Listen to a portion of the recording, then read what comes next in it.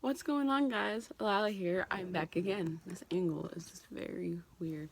I know it's two videos in like 2 days, but I'm trying to like record and post as much as I can before I leave on Monday because I don't think I'm gonna be able to record anything while I'm there. So I want to give you guys what I can possibly can before I leave, so I won't be posting for about a week since I'll be in LA with family and stuff. So I wanted to talk about Unravel Me.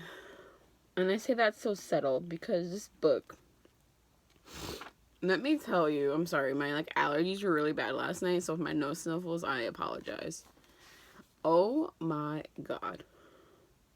That is all I have to say is oh my god.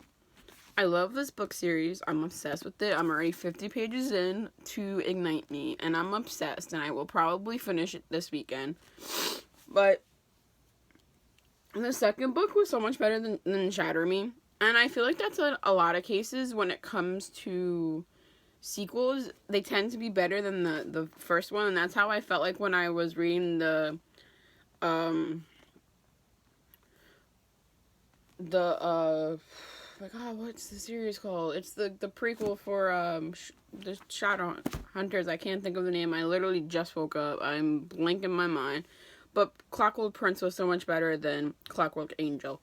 So if you understand what I'm saying there, then that's how I felt about this book. If you never read this book before, it follows three main characters: Adam, Juliet, who is the main character, and Warren. And you follow. It's basically a love triangle, and you literally just follow their adventure and you follow their journey, and it's like crazy wrapped up insanity, and it's actually really good, and it's like one of my favorites. So now I'm gonna talk about spoilers. So if you haven't read this, please, please, please go read it. Go read the series. You will love it. You will like it. And I mean, just like look at the cover and just look at everything about it. And then after you read it, you can come back and you can watch this part. But don't watch this part unless you read it. Unless you want to be spoiled, then be spoiled. But it's not my fault. I warned you before. So basically, in the second book, they are getting ready for a war between Warner's father, Anderson. Anderson is ready to start a war, and he wants to meet Juliet. And they let her go. They let her go meet him.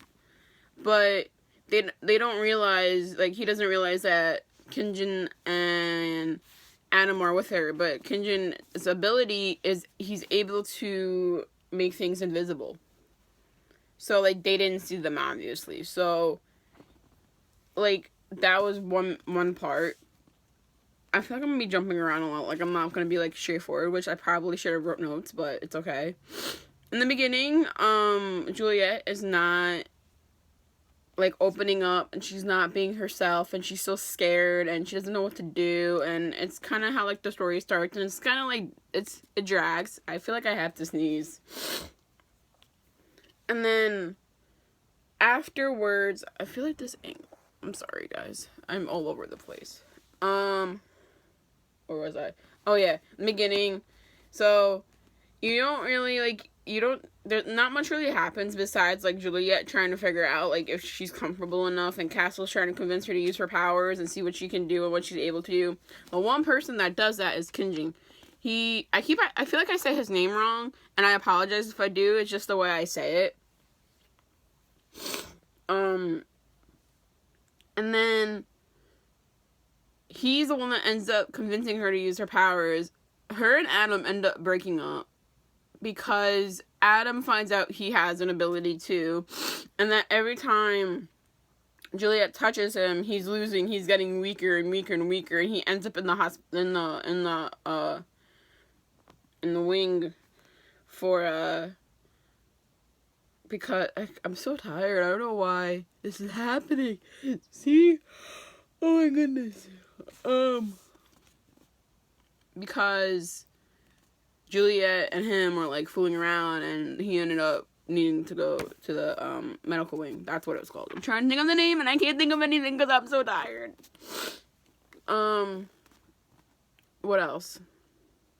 So that happens. Then they make Warner a hostage, and Warner comes back. You do not understand how excited and happy I was when he came back. Because I felt like this book was dragging to an extent. Like, there was a point where I was just like, alright, we get this point now, like, mix it up a bit. We need something new. And that's what happened when Warner came back, and I was very happy about it. And don't get me wrong, in Shatter Me, I hated Warner. But I was supposed to read Destroy Me between reading this one and the first one, and I completely didn't, and I messed it up on myself. But oh my god, like, you learn so much about him, and you learn even more about him in Ignite Me, and I love learning about his past. I just love learning about him and what kind of person he really is, and he's not that monster Juliet really thinks he is, because he's, like, human. They're all human, but they're all forced to do certain things because they're just forced to do it, and that's what you don't realize.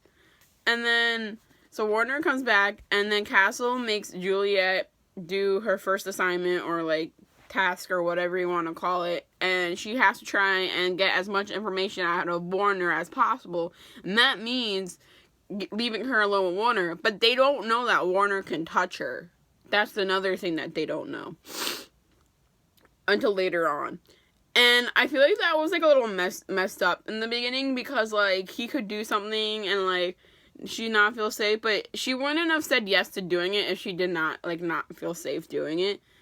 And like he even knew like her being alone with him like was weird, but like he still talked to her, he still like opened up to her, and like he had her notebook that she had wrote in the first book, and she still hasn't gotten it back yet, and it's still the third book, but eventually I feel like she will. So that happens, they keep him hostage, and then they finally let him go. He ends up running away. And then the war happens. And they find Anderson. Anderson ends up shooting Juliet. And that's how this book pretty much ends, with her shooting him. And we found out that Warner has powers too. But we found out how, like, with him, if Juliet touches him, he can recharge her. He takes her energy and can use her power. So like that's what happened when she was touching him, and then Kinjin touched Warner. I'm like going blank with these names, and he fell and he went like unconscious for a few, like he went to the medical wing the night before they were supposed to leave for this like war thing.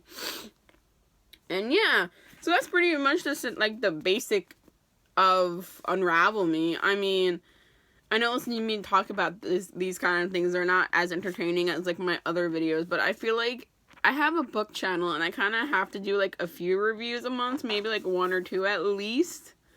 So if you don't like these videos that much, I'm sorry, but I mean, they're part of my channel, and this is how BookTube works.